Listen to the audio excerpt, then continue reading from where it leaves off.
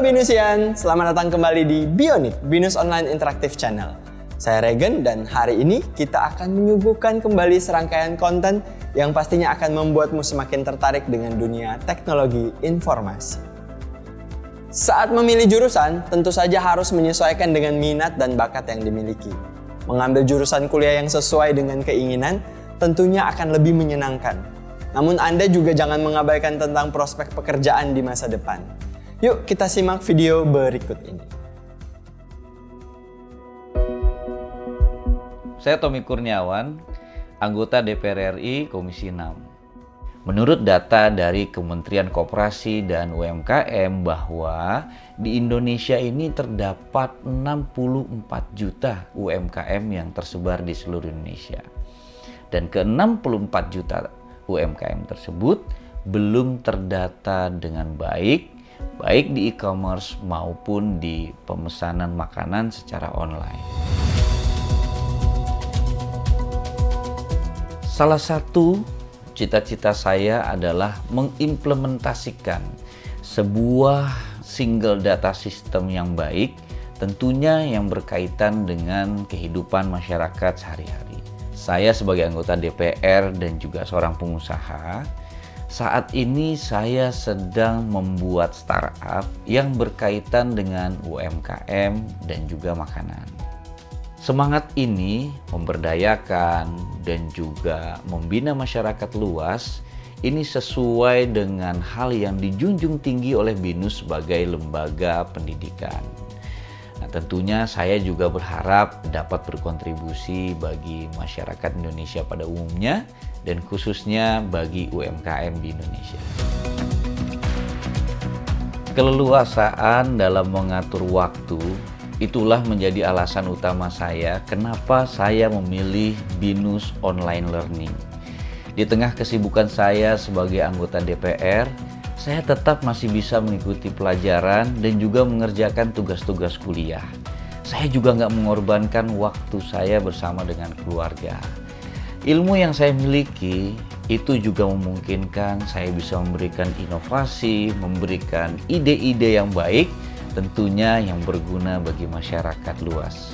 Dalam ilmu yang saya dapatkan di perkuliahan ini, saya semakin antusias dan juga saya percaya diri bahwa saya dapat membantu UMKM yang ada di Indonesia. Ketika implementasi single data system itu terjadi, maka di saat kondisi seperti ini, mereka UMKM akan mendapatkan bantuan secara efektif dan juga tepat sasaran. Untuk kalian yang punya minat berkuliah tapi terkendala waktu bekerja, BINUS Online punya jurusan Computer Science yang sangat direkomendasikan untuk kalian yang ingin meningkatkan karir di bidang tersebut. Peluang karirnya juga sangat besar di jurusan ini. Terlebih saat ini ada yang menyebut kalau di Indonesia tengah darurat tenaga programmer. Nah, saat ini kita akan melihat bersama pembahasan topik menarik tentang autentikasi dan akses kontrol pengguna serta keamanan internet dari video berikut.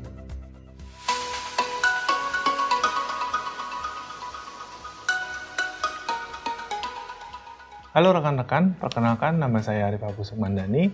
Pada video kali ini saya akan membawakan materi mengenai autentikasi dan akses kontrol pengguna. Autentikasi pengguna adalah hal mendasar dan garis pertahanan utama, karena pada dasarnya konsep ini adalah melakukan kontrol akses dan akuntabilitas dari pengguna.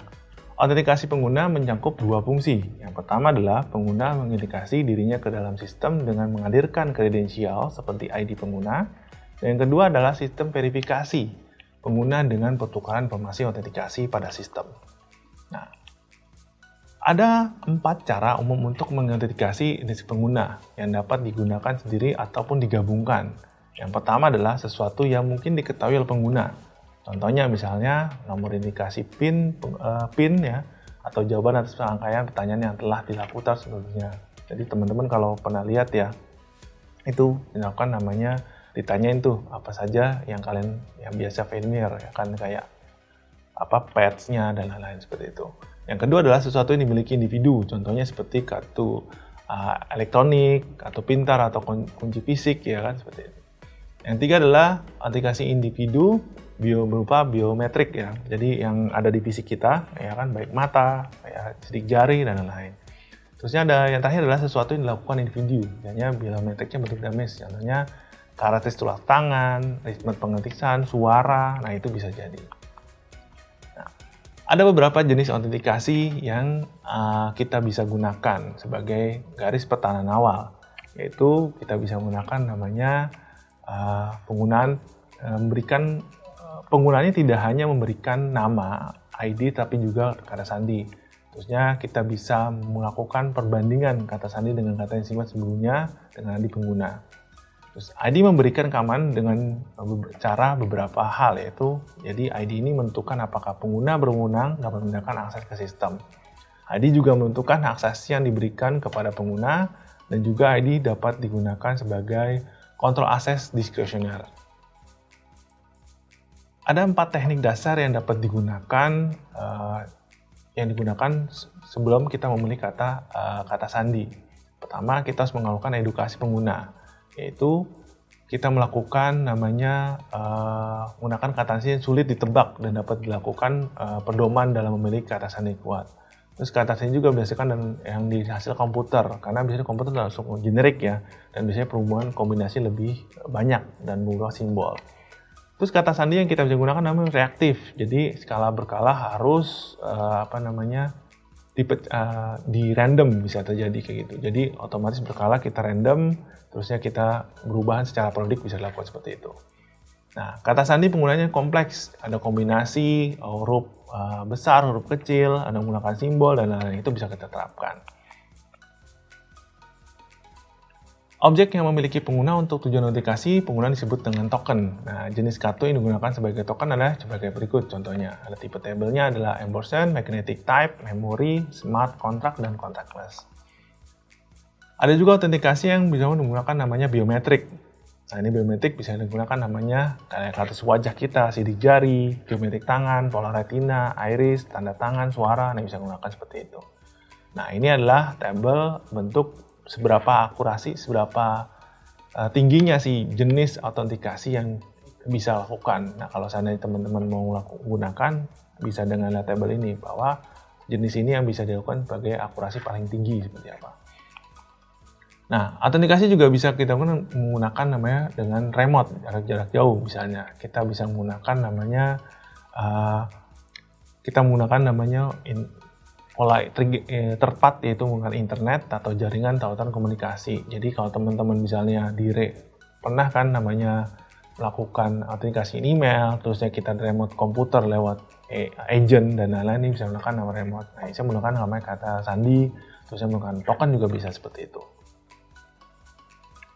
Elemen dasar dari kontrol akses adalah kontrol akses biasanya terbagi menjadi 3 hal, ya kan? Ada namanya subjek, objek, dan hak akses. Subjek biasanya bertanggung jawab atas suatu terkaitan dengan nama siapa saja pemiliknya. Nah, pemiliknya itu bisa ada namanya owner, kita bisa katakan sebagai grup atau sebagai public. Nah, terus ada lagi namanya objek. Nah, objek itu kita bisa melakukan hal apa terhadap file tersebut atau objek tersebut. Nah, kita bisa lakukan namanya filenya bisa membaca, menulis, atau hanya bisa execute saja, atau bisa melakukan hanya kita bisa nge-create file tersebut. Nah, demikian akhir dari video mengenai autentikasi dan akses kontrol pengguna. Nah, terima kasih dan sampai jumpa di video selanjutnya. Nama saya Tisnanto Adisatyo Wicaksono. Saat ini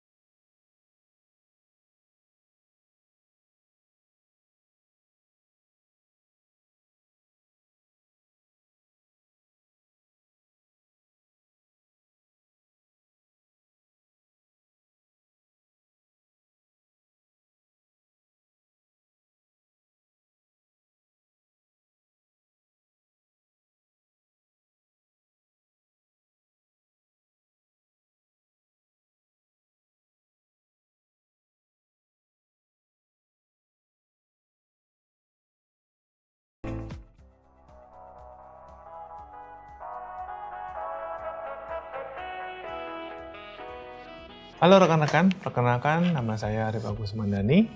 Pada video kali ini saya akan membawakan materi mengenai keamanan jaringan komputer. Keamanan jaringan komputer merupakan proses untuk mencegah dan migrasi pengguna yang tidak sah dari jaringan komputer. Nah, teman-teman udah pasti tahu ya jaringan komputer. Jadi, basicnya adalah kita membuat jaringan adalah yang paling dasar adalah komunikasi antara satu device ke device yang lain. Nah, tujuan dari keamanan jaringan komputer adalah untuk mengantisipasi risiko jaringan komputer berupa bentuk ancaman fisik maupun logik, baik langsung ataupun tidak langsung, yang dapat mengganggu aktivitas yang dalam jaringan komputer. Nah, dalam konsep basicnya, tidak ada jaringan yang anti disadap atau tidak ada jaringan komputer yang benar-benar aman. Nah, itu secara positif. Tapi kita bisa melakukan minimalisasi terhadap impact yang terjadi. Elemen utama dalam pembentukan keamanan jaringan, kita bisa membentuk namanya firewall. Ya. Nah, ini paling basic adalah kita membuat firewall, baik secara fisik maupun secara misalnya dibilang virtual ya, yang ditaruh di antara perangkat lunak maupun jaringan lunak yang digunakan serta orang yang akan membuat jahat. Jadi kalau seandainya teman-teman nih udah di dalam sistem operasi udah pasang firewall, itulah satu langkah bagus. Tapi ada juga kita terapkan firewall di beberapa device jaringan, di router ataupun di mikrotik misalnya, atau jaringan router yang sudah tahap level core seperti itu. Yang kedua adalah kita membentuk perencanaan pengamanannya. Bagaimana kita dapat mengimplementasikan bersama dengan usaha lain untuk menjaga agar sistem tidak bisa ditembus dari luar. Jadi kita terapkan bagaimana topologinya, ya kan, yang akan kita terapkan. Terusnya kita bisa membuat firewall ini rencananya akan dibuat di dalam atau di luar, ya seperti itu. Nah, firewall ini akan mengamankan bagian apa saja, ya seperti itu. Nah, bentuk ancamannya kalau yang cara fisik, ya mungkin teman-teman udah tahu ya kalau dalam jaringan fisik, hardware, komputer, kerusakan pada perangkat device, ya tentunya wiretapping, terusnya bencana alam, ya kan, bentuk jaringan komputer. Loh, bencana alam termasuk, ya. Kenapa? Karena kalau seandainya satu sistem, kita kan tidak bisa mengakses, itu masuk dalam jaringan juga, seperti itu. Terus logik, misalnya kerusakan pada kalau seandainya jaringannya bermasalah, kerusakan pada sistem operasi tidak bisa akses. Terusnya dia bisa mengirimkan virus atau melakukan sniffing, yang logiknya seperti itu. Nah, ancaman, ada beberapa bentuk ancaman jaringan komputer, seperti sniffing, spoofing, remote attack, terusnya kita mencetak hole. Hole itu, teman-teman mungkin ada yang familiar tidak? Jadi kalau hole itu adalah kondisi dari software atau hardware yang bisa diakses oleh pemakai yang tidak memiliki otoritas atau pengaksesannya melalui proses otorisasi. Jadi dia mencari celah bolongan. Misalnya contohnya nih, kalau teman-teman menggunakan enkripsi menggunakan namanya MD5 misalnya. Nah kan sekarang udah banyak ya tools MD5 yang decryptor yang bisa digunakan. Nah itu sebenarnya bisa jadi hole juga, ya kan. Terusnya kalau misalnya jalan coding dan lain-lain. Terus ada lagi namanya phreaking, hacker ya. Nah terus ada lagi namanya cracker ya. Nah itu bisa jadi menjadi masalah kan seperti itu. Faktor penyebab resiko dalam keamanannya, misalnya resiko dalam keamanan jaringan komputer. Jadi kelemahan manusia, ada human error misalnya, kelemahan perangkat kelas bisa terjadi, kelemahan sistem operasi jaringannya, terusnya kelemahan sistem jaringan komunikasi. Nah itu adalah beberapa hal kelemahan-kelemahan yang kita harus antisipasi. Nah, metode penyerangan dalam keamanan jaringan komputer. Nah, metodenya adalah menyerang eval dropping, misalnya duplikasi pesan, masquerading, ya kan, mengirim atau menerima pesan menggunakan identitas tambahan tanpa izin, message templating, replaying, DDoS. Nah, yang sering banyak mungkin DDoS ya. Jadi dia membajiri aliran memberikan paket secara terus-menerus, akhirnya sistem kita menjadi down misalnya, kan itu jadi masalah. Terus kategori serangannya yang biasa dalam menggunakan keamanan jaringan komputer, interruption ya. Jadi suatu sistem diserang hingga menjadi tidak tersedia, sistemnya down dan lain-lain. Interception, ya kan? Terusnya penyadapan terhadap data, ya. Terus modification, fabrication misalnya. Kalau fabrication biasanya user yang tidak berwenang menciptakan objek palsu dalam sistem. Ya mungkin teman-teman udah pernah ada yang tahu ya di berita, websitenya ada satu contoh website satu bank swasta ya. Nah itu dia websitenya dipublikasi, itu kan masuk seperti itu. Terus menggunakan palsu kalau ada orang-orang yang ngirimin pesan, itunya kita suruh mengakses link tersebut. Nah sekarang lagi marak seperti itu ya. Nah kalau bagaimana kalau kita ingin menciptakan suatu keamanan jaringan? Nah, hal yang paling bisa kita lakukan adalah kita membuat satu tingkatan akses pertama ya. Pembatasan login, pembatasan jumlah, bagaimana melakukan. Jadi kita buat adalah supaya orang ini effort untuk melakukan pengaksesan. Terusnya pengaksesan filenya bentuknya apa, kayak apa jenisnya read, ada write atau execute, yang model seperti itu yang kita bisa lakukan. Terusnya kita bisa melakukan mekanisme pengenalan akses. Nah, jadi melakukan autentikasi. Jadi autentikasinya yang mungkin sesuatu yang bisa diketahui sama orang dan lain-lain gitu kan. Nah, itu terus kita nguasain tentang rekayasa sosial ya. Nah, ini paling sering ya rekayasa sosial. Jadi orang-orang kalau masukin kan teman kalau masuk PIN ya, kita ada closing untuk penutupan itu salah satu mekanisme adalah untuk mengamani orang melakukan mengintip pas kita melakukan input PIN seperti itu. Firewall mungkin paling banyak yang dilakukan dalam mengamankan jaringan. Nah ini teman-teman bisa lakukan, terapkan dalam komputer maupun dalam device jaringan. Nah, Anda mungkin ada beberapa hal yang kita bisa lakukan. Nah, terus ada juga kita misalnya untuk mengamankan, kita bisa menerapkan namanya sistem mekanisme VPN. Jadi kalau seandainya kita dari luar ingin akses ke komputer perusahaan, kita bisa menggunakan VPN untuk menjadi lebih aman. Nah, demikian akhir dari video mengenai keamanan jaringan komputer. Terima kasih dan sampai jumpa di video selanjutnya. Nah, gimana? Menarik bukan?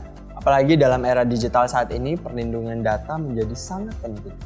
Dengan memahami konsep autentikasi dan akses kontrol pengguna, membantu Anda untuk merancang dan mengimplementasikan sistem yang dapat melindungi data sensitif dari akses yang tidak sah. Pilihlah kampus yang menawarkan program kurikulum internasional sehingga Anda tak akan ketinggalan dengan programmer luar negeri. Salah satu kampus yang direkomendasikan adalah Binus Online.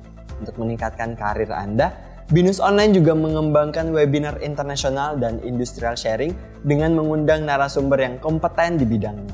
Berikut jadwal webinar yang dapat Binusian ikuti.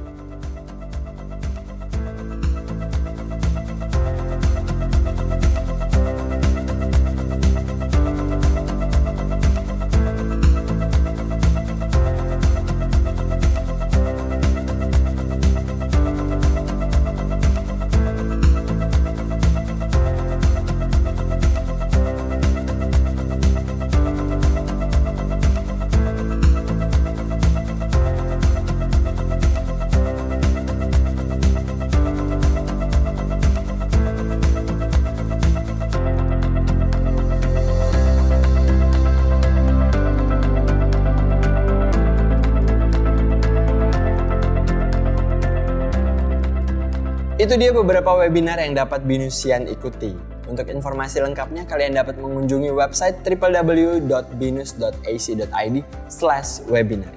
Sampai di sini dulu teman-teman. Terima kasih kepada semua Binusian yang telah menyaksikan. Semoga program Bionic ini dapat memberikan inspirasi untuk kalian semua. Jangan lupa untuk menonton Bionic di minggu depan dengan konten yang lebih menarik dan bermanfaat. Sampai jumpa!